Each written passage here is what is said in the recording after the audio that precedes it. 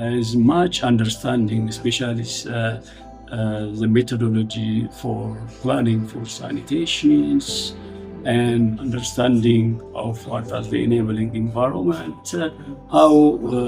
all those outcomes can be measured, and addressing the sanitation for all in terms of equity,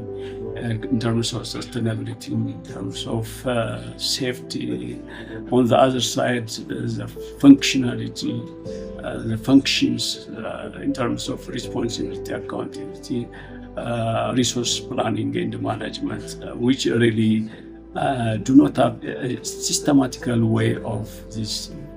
planning, implementation, and post-construction support as well. All this soft component of the project is introduced, and those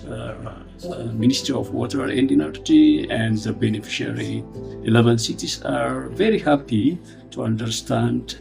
on this concept, and they are very committed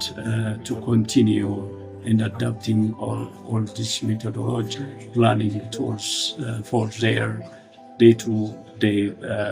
activities. I know the subject matter, but now I just deep dive on the citywide inclusive sanitation and more understanding this knowledge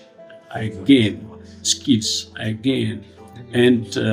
it is very helpful for my future career, for my companies working on the sector.